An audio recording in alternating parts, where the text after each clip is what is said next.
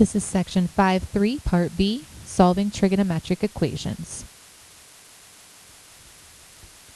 Some trigonometric equations involve functions of multiple angles, such as cosine of 2x is equal to 1/2.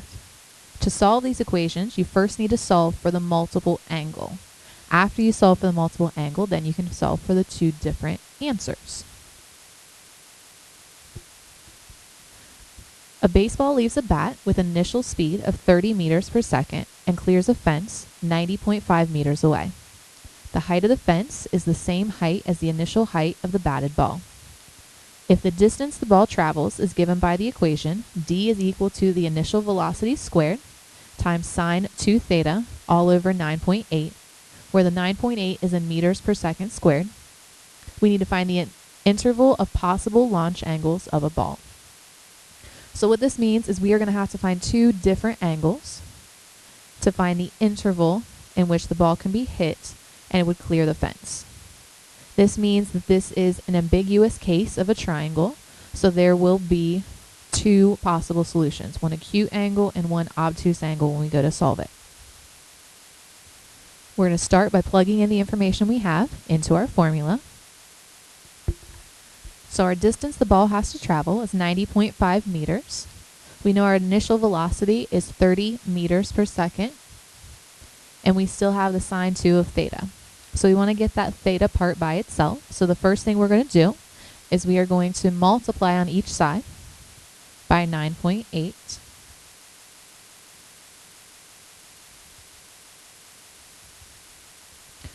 We're also going to go ahead and square that 30, and 30 squared gives us 900. Now we have 900 times sine of 2 theta, so we're going to divide both sides by the 900.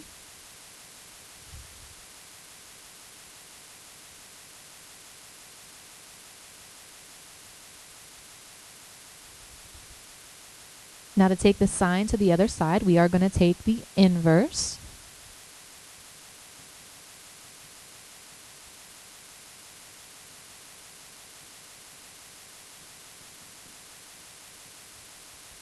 And when we take the inverse, we are going to get an angle of 88.2 degrees.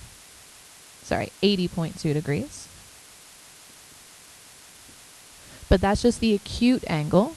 This is the ambiguous case. We need to come up with two different answers. We're going to have the acute angle. To find the obtuse angle, we do 180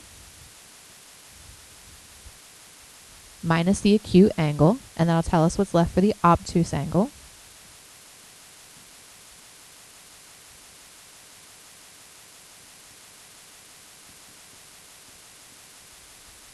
So we know that 2 theta can either equal 80.2 degrees or 2 theta can equal 99.8 degrees. We still need to get the theta by itself, so we are going to have to divide by 2.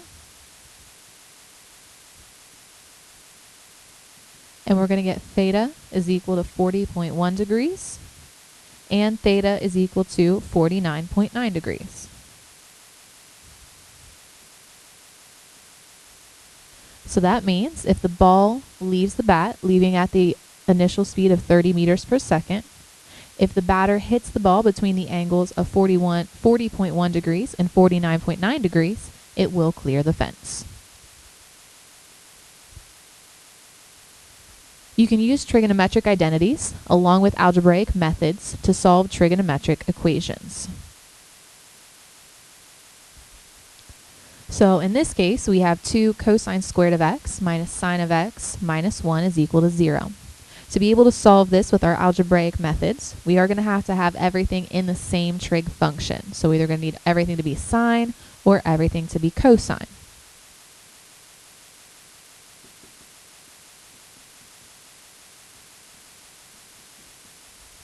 Now we do have the Pythagorean identity that says sine squared of x plus cosine squared of x is equal to 1.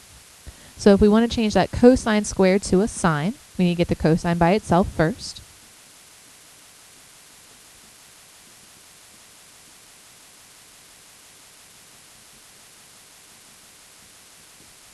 So we know that cosine squared of x is actually equal to 1 minus sine squared of x. So over here, instead of cosine squared, we can replace it with what we know cosine squared equals, which is 1 minus sine squared.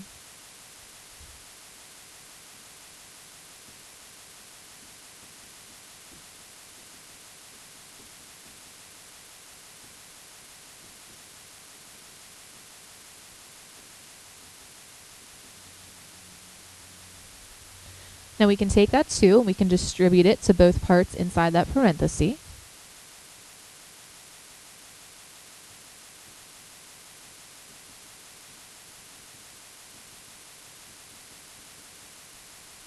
And then if we combine like terms,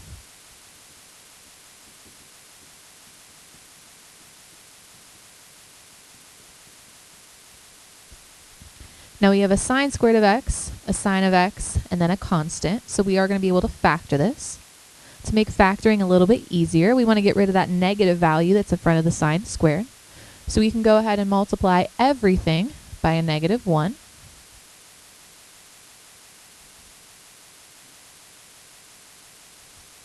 By doing this, it's going to change the signs to something that's more what we're used to seeing. So if we distribute the negative 1, negative 1 times negative 2 gives me 2 sine squared of x. Negative 1 times negative sine gives us a positive sine of x. Negative 1 times 1 gives us a negative 1. And negative 1 times 0 is still 0. Now we can factor.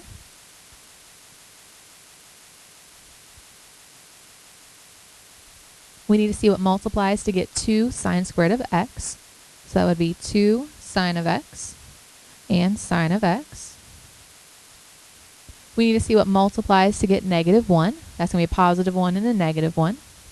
You're going to check your O and your I of FOIL to see where the negative 1 needs to be and where the positive 1 needs to be. So if we check our O, 2 times positive 1 gives us 2.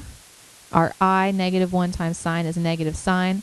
And we do want it to end up be positive, so 2 minus 1 is a positive 1 sine. So we did FOIL that correctly. Now we just need to set each of these equal to 0 and solve for x. So on the first one, we're going to add 1 to both sides.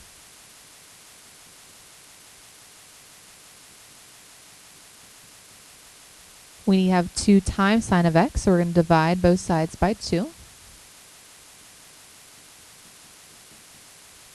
Now we have the sine of x is equal to 1/2. Remember, sine are the y coordinates, so you're going to look at your unit circle for any y coordinates of a positive 1/2. We're going to have these coordinates at pi over 6 and 5 pi over 6.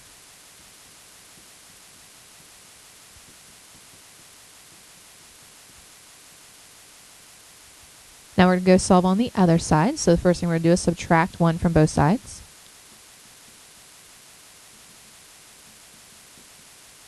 Again, the sine means I'm looking at the y coordinate.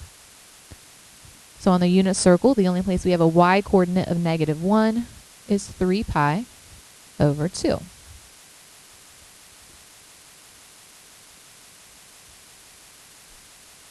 Sometimes you can obtain an equation in one trigonometric function by squaring each side. So on the last one, we had to get everything to sine before we could get started, because you can't solve it if we have 2 different functions in there.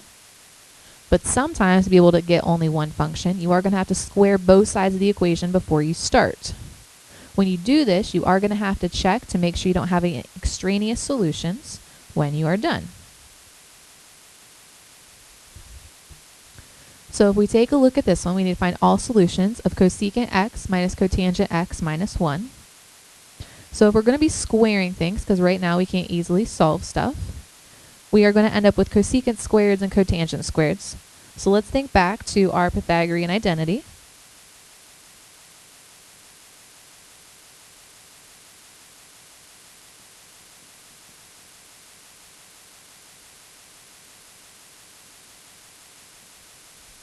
We do have the Pythagorean identity that says cosecant squared of x is equal to 1 plus cotangent squared of x.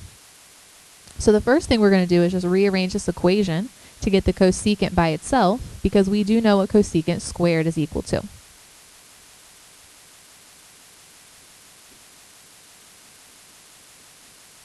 So the first thing we're going to do is we're going to add cotangent to both sides.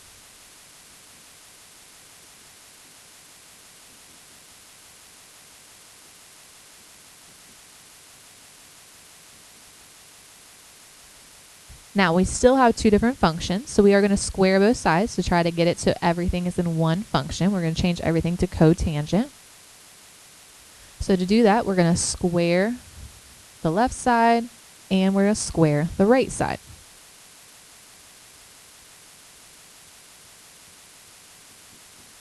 Remember, cosecant x squared is the same thing as cosecant squared of x. And if you square binomial, that just means write it twice, and then we're going to FOIL.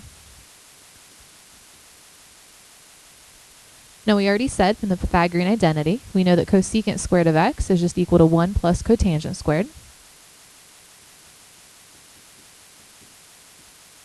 When we FOIL, we do first, outside, inside, and last.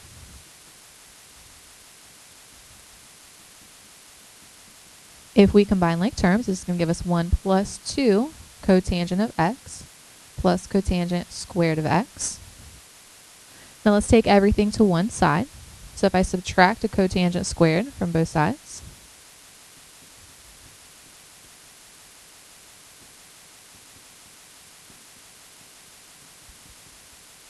now I'm going to go ahead and subtract that 1.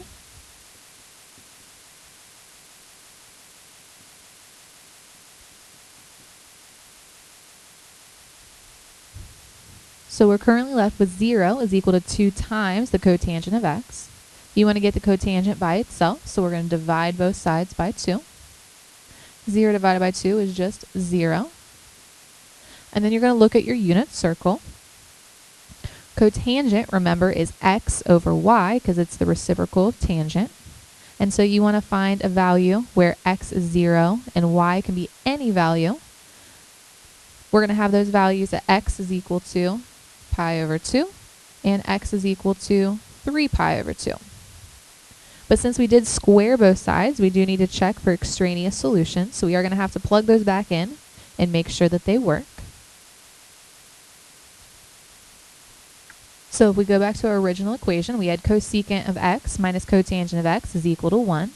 If we substitute in our x values, we have cosecant of pi over 2 minus cotangent of pi over 2. Remember, cosecant is the reciprocal of sine.